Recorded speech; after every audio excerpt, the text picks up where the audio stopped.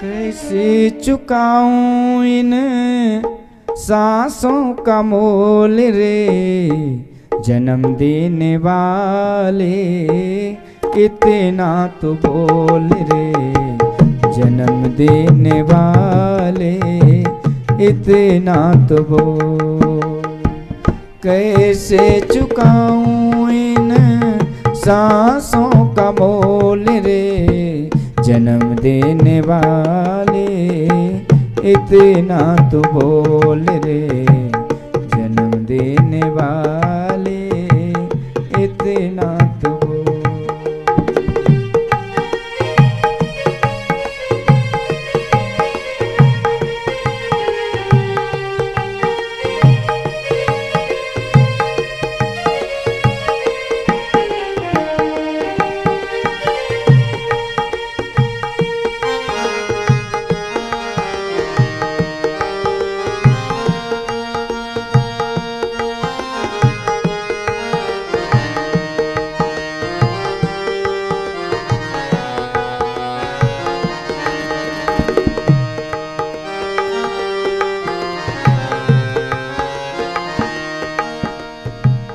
मैंने किया ना कुछ दान धर्म,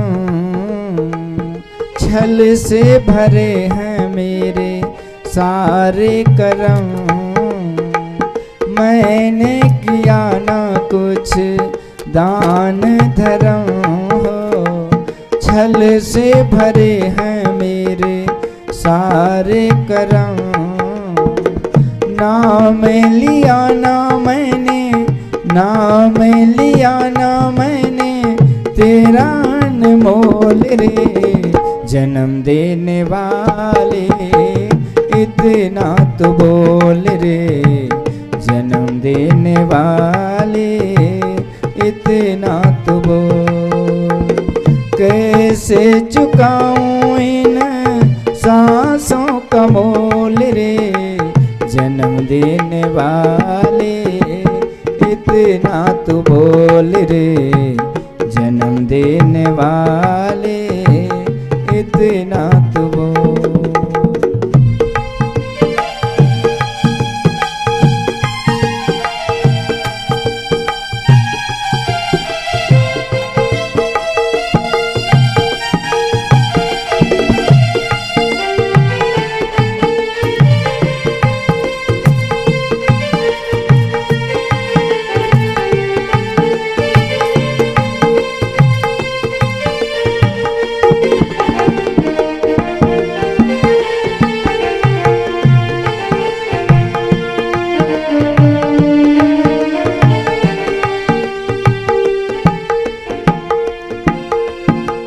तेरी कृपा से मिला मुझको ये तन,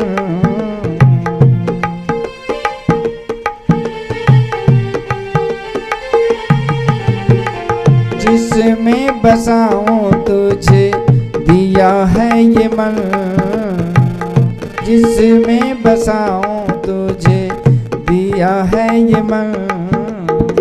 तेरी कृपा से मिला मुझको ये तन, जिसमें बसाऊं तुझे दिया है ये मन।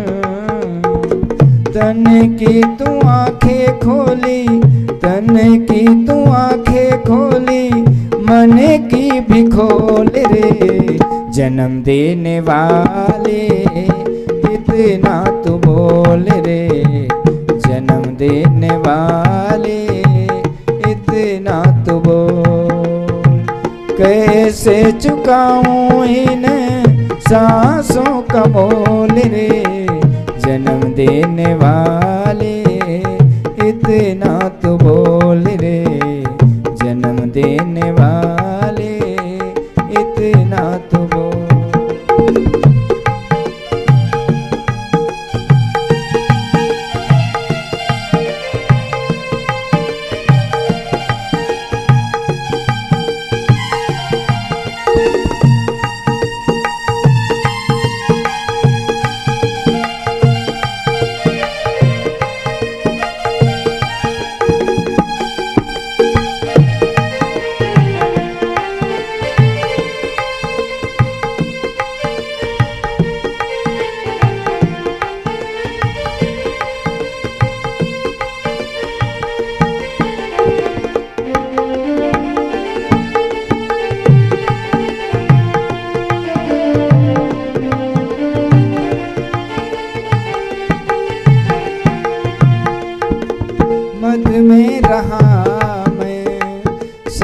चूर चूर हो।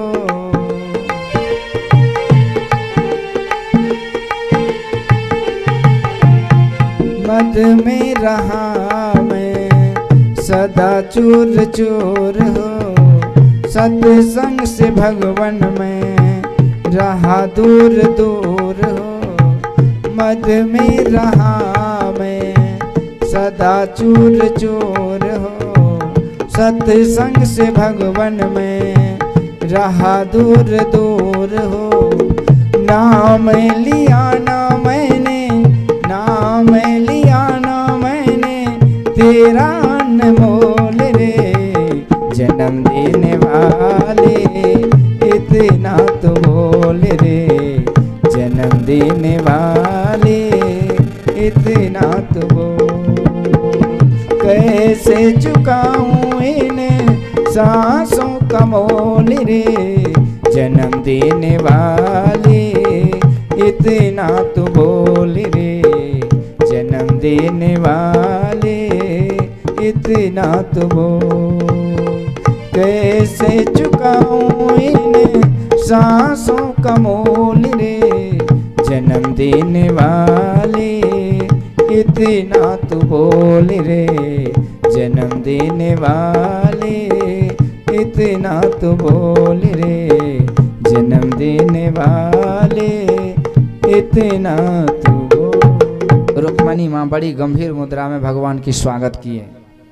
अब भगवान भी गंभीर रहते हुए कुछ ऐसी बात बोलने लगे कि रुक्मणी महारानी को भी समझ में नहीं आ रहा। भगवान कहते देवी रुक्मणी तुमने बड़ी भारी गलती कर दी कि मुझसे शादी कर ली। अरे तुम तो राजकुमारी थी, राजा की बेटी थी, तुम्हें तो राजकुमार से शादी करना चाहिए। हम तो गवार ग्वाल हैं, ग्वाल बाल हैं, हमारे तो राजपाट भी नहीं है, हम पढ़े लिखे भी नहीं है, मेरा शकल सूरत भी अच्छा नहीं, नाम गाम कुछ भी नहीं है, माँ बाप का भी अता पता नहीं, हम तो कहीं से भी कुछ नहीं, इसलिए तुमने शादी क्यों किया। अब रुक्मणी माँ को समझ में नहीं आ रहा कि बड़बड़ा क्यों रहे हैं आज। पर जो भी हो कभी बात खुल के करती नहीं थी, चुपचाप सुनती रही। पर भगवान को उधर देखे नहीं, भगवान बोलते बोलते और कुछ बोल दिए। क्या बोले? भगवान कहते रुक्मणी जी मुझे लगता है कि अभी भी देरी नहीं हुई। यदि अभी भी तुम चाहो ना तो तुम्हारा जो विवाह शिशुपाल से होने वाला था ना, तो अभी भी तुम चाहो तो मैं तुम्हारा विवाह उसी से करा सकता हूँ। अब ये बात जो रुक्मणी महारानी सुनी, शरीर पसीना से लथपथ हो गया, शरीर कांपने लगा कि कहीं यही भगवान वो रामा अवतार में 14 वर्ष के लिए वनवास भेज दिए थे, इस बार भी तो वनवास नहीं लिखा हुआ है। अब इस डर से जो कांपने लगी, कांपते कांपते वो मूर्छित होकर के धड़ाम से धरती पर गिर गई। और जैसे गिरने लगी रुक्मणी महारानी तो भगवान तत्क्षण चतुर्भुज रूप में प्रकट होकर के रुक्मणी माँ को बचा लिए। 2 भुजा से संभाल लिए, तीसरे भुजा से पंखा करने लगे, चौथे भुजा से जेल छिड़क करके मूर्छा दूर की। किसी तरह से बड़ी देर के बाद, बड़ी मशक्कत के बाद, मेहनत के बाद रुक्मणी माँ का होश आया। अब भगवान हंसने लगे, लो कर लो बात, मैं तो तुमसे कर रहा था मजाक, तू शरीर छोड़ने को हो गई तैयार। अरे घर परिवार में, घर गृहस्थी जीवन में क्या मुंह लटका, एक दूसरे के पास ही रहना है, एक दूसरे के ही साथ खाना पीना है, तो कितना दिन मुंह लटकाए बैठो। इसीलिए मिलन जुलन करके बातचीत करके जीवन जियो। मैं इसी ख्याल से आया और तुम तो शरीर छोड़ने को तैयार हो गए। ऐसा थोड़ी होता है। तो रुक्मणी महारानी कहती है देखिए प्रभु, सबसे पहली बात है कि आप किसी से मजाक नहीं करते हैं। आप योगेश्वर श्री हरि नारायण हैं, तो आपका हर चीज़ जो है ना दुनिया के लिए अनुकरणीय होता है। क्योंकि आप जब गलत चलेंगे तो फिर पूरा संसार ही परले हो जाएगा। कोई गाड़ी का ड्राइवर है, वो यदि मजाक करेगा तो सवारी का क्या होगा? तो हो गया राम नाम सत। वो मजाक नहीं करते। फिर भगवान कहते तो लो हम मजाक नहीं किए तो हम क्या, मतलब जो मैं जो बोला कि हमारे तुम्हारे जोड़ी जची नहीं तो क्या ये सही है? जोड़ी जची नहीं तो शादी कैसे हो गई? मैं तो तुम्हारे कुंडनपुरी गया था तुम्हें लाने, और तुम भी तो बोल रहे थे कि मैं शरीर त्याग करूंगी, मर जाऊंगे। तो जोड़ी नहीं जची तो फिर हुआ कैसे? रुक्मणी माँ कहती सुनिए प्रभु, ये जोड़ी किस चीज की है? ये जोड़ी है जीवात्मा और परमात्मा के। आप परमात्मा हैं और मैं जीवात्मा हूँ, और जीवात्मा परमात्मा वैसे तो एक दूसरे का अंश ही है, लेकिन अंतर दोनों में बहुत है। अंतर यह है कि वो समुद्र हैं तो वो ये बूंद हैं, परमात्मा समुद्र हैं, ये बूंद हैं। ये विभु, वो ये अणु है, वो विभु हैं। तो ये अंशी हैं, वो ये अंश है, वो अंशी है। तो इसीलिए परवश जीव स्वस भगवंता, अनेक जीव एक श्रीकंता। ये जीव परवश है, हम ईश्वर के अंश है, तो बड़का हो गए क्या? वही शरीर इंद्रियों के गुलाम है। जहाँ जहाँ जो फरमाइश होता है वहीं मन बोलता है कि डिस्को डांस में चलो, आर्केस्ट्रा में चलो, तो मन बोल दिया और चल दिए मुंह उठा करके, लाज शर्म तो है नहीं कहीं। लेकिन यहाँ सत्संग में तो मन बोलता है वहाँ मत जाओ, हम नहीं जाते। तो गुलाम किसके? मने के ना। जिससे आत्मा का कल्याण होगा मन नहीं करने देता, हम नहीं करते हैं।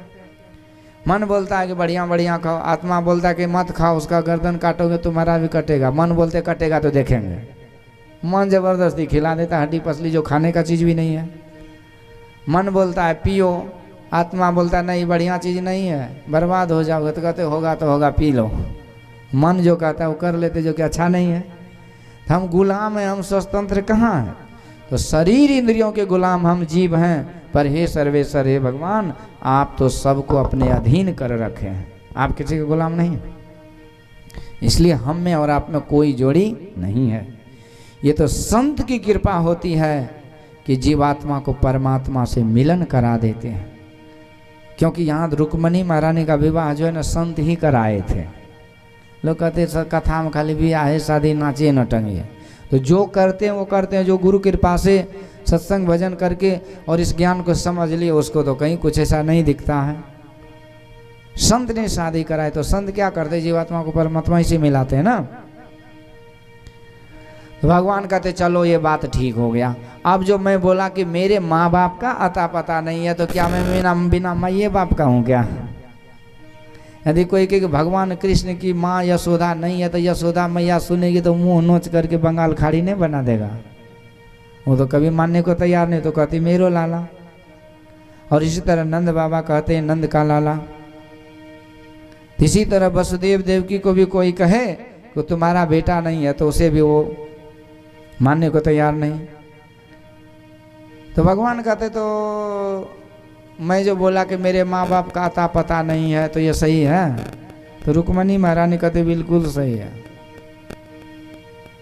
अरे सुनो महाराज, आप एक बात बताओ कि बाप बड़ा होता है कि बेटा बड़ा होता है? बाप बड़ा होता है ना। पहले जन्म किसका होता है? पहले तो बाप का ना जन्म हुआ, तब न बेटा उससे हुआ। एक बचवा बोला नहीं, पहले हम ही जन्म लिए थे। बोला कैसे? तो बोला कि हमारा बाप जब जन्म ले रहा था ना, तो हम डिबिया लेके वहाँ खड़े थे। ऐसा ऐसा गति बच्चा सब। लेकिन हकीकत ये कि बाप पहले आता है, तब न बच्चा आता है। अच्छा बोलिए, पहले दुनिया बना और दुनिया में सब कुछ बने, और तब जाके वसुदेव भी जन्म लिए, देवकी भी जन्म लिए, यशोदा मैया, नंद बाबा जन्म लिए, और तब न भगवान आके जन्म लिए। पर दुनिया बनाने से पहले भी भगवान थे ना। तो भगवान दुनिया को बनाए और उसी दुनिया से वसुदेव जी जन्म लिए। तो वसुदेव जी बाप हुआ कि भगवान बाप हुआ? पहले जो है वो ना बाप होगा। तो कहने का मतलब ये कि फंस गए सब। ऐसा बोलिएगा नहीं दूसरे जगह कि भगवान बाप है, वसुदेव बेटा है, राजा दशरथ बेटा है, भगवान बाप। ये तत्व दृष्टि से, आत्म तत्व के दृष्टि से जब दुनिया नहीं था तब भी भगवान थे। और वेद भगवान कहते हैं जगत प्रसव करता ईश्वर, जगत को जन्म देने वाले हैं, तो सब कुछ को जन्म दिए, उस नाते वो सबके पिता हुए, सबके माता हुए। इसलिए संत महापुरुष कहते हैं तवेव माताश्च पिता तमेव, तमेव बंधुश्च सखा तमेव। आप ही माता पिता भाई बंधु सगे संबंधी, क्योंकि पहले कुछ था ही नहीं। और अवतार की दृष्टि से, व्यवहारिक दृष्टि से, धर्म की रक्षा के लिए वही अनादि अनंत परमात्मा जब अवतार लिए, तब जाके वसुदेव जी का बेटा बनना स्वीकार किए। लेकिन हैं वो सबके पहले, तो सबके माता पिता वही हैं। तो यही रुक्मणी महारानी कहती है कि स्वरूपतः आप सबसे पहले के हैं, आपके पहले ही बाद में जो कुछ हुआ, इसीलिए आपको जगत प्रसव करता ईश्वर कहते हैं। जगत के जन्मदाता हैं, इसलिए जगत के माता पिता हैं। आपके पहले कुछ था ही नहीं, तो आपका बाप कौन होगा? आपका ही कोई अता पता नहीं लगा सकता, आप कहाँ तक हैं क्या है, तो आपके बाप का पता कौन लगेगा। ईश्वर ही अनंत है तो उसका अंत ही नहीं, तो दूसरा कहाँ से होगा। एको अहम द्वितीयो नास्ति, दूसरा है ही नहीं, इसलिए सबके पहले के आप हैं, इसलिए आप सबके बाप हैं। कर्ता एक अगम है आप, वाक्य कोई माय न बाप। तो इसीलिए न माता न पिता तस्य, न भार्या न सुतादया, उसका कोई माता पिता नहीं है, पर वो सबके हैं। एक बार भोले बाबा की शादी हो रही थी। भोले बाबा की शादी कब होती है नहीं याद, खाली अपने बेटे पोता का विवाह लगन निकालते रहते। शिवरात्रि में हर साल होता है। भोले बाबा माता पिता हैं, माता च पार्वती देवी, पिता देवो महेश्वर, सबके हैं। ये नहीं खाली शिव गुरु वाले के हैं, रजिस्ट्री कर रखे हो क्या, उसी का नहीं है बाकी सबका, क्योंकि वो जानते ही नहीं कैसे मानते हैं। तो इसलिए भोला बाबा की शादी हो रही थी, तो पंडित जी पहुंच गए वहाँ भी, झाड़ फूक किए, मंत्र जंतर स्वस्ति वाचन मंगलाचरण किए, विधि विधान किया। बाद में एक रस्म बाकी था, वो दूल्हा दुल्हन का परिचय। तो वहाँ भोला बाबा को मंडप पर बुला के कहते हैं कि अपना गोत्र बतलाइए। अब गोत्र क्या बोलेंगे, यहाँ तो शर्मा वर्मा कर्मा में सब बटे हुए हैं, एकदम जाति में दबा ठोकते, हमरा जैसा कौन जाति है, वो कहते हमरा जैसा कौन जाति है, आओ भिड़ो, अब कुश्ती पे कुश्ती चला लो। जबकि मूल में गोत्र एक है सबका। जब तक कहा जाता है, आज भी लोग कहते हैं कि जब तक हिंदू ये बटेगा तब तक हिंदू कटेगा, कोई नहीं बचा पाएगा। इसलिए जाति बड़का बाप का बने रहिए, पर घरे भर रहिए, बाहर में सब एक सनातन धर्म के हो जाइए, एक ईश्वर के संतान, तब होगा। गोत्र एक ही है, कश्यप गोत्र बोल दीजिए, सब काम चल जाता। पंडित जी सिखा देते हैं, बहुत गोत्र पूछूंगा तो कश्यप बोल देना, उसी कश्यप ऋषि के सब संतान। अत्रि बोल देना, वशिष्ठ गोत्र बोल देना, यही सब 2-4 गोत्र है। अत्रि, मरीचि, वशिष्ठ, कर्तो, भृगु, पुलस्त, पुला, अथर्वण, अंगिरस, नारद, ये सभी 7 जो 9 संतान है ना ब्रह्मा जी के, वहीं से गोत्र चला। तो भगवान को पूछा गया आप गोत्र बतलाइए। तो भगवान कहते कश्यप गोत्र। अपना नाम बतलाइए, शंकर जी। बाप का नाम बतलाइए, ब्रह्मा जी। दादा का नाम बतलाइए, विष्णु जी। परदादा का नाम बतलाइए। अब भोला बाबा को लगा ये पंडित जी को जब बताते जाएंगे तो पता नहीं कितना पीढ़ी का ही नाम सबको तो याद रहता नहीं है। भोला बाबा कहते सुनो जी पंडित जी, मेरा नाम शंकर जी, बाप का नाम ब्रह्मा जी, दादा का नाम विष्णु जी, और सबका परदादा मैं हूँ जी। आगे कोई कुछ नहीं है बेटा, सबका दादा मैं ही हूँ, सबके पहले वही है, एक ही ईश्वर है। इसीलिए कहने का मतलब उसका कोई माता पिता नहीं है। यही ईश्वर का स्वरूप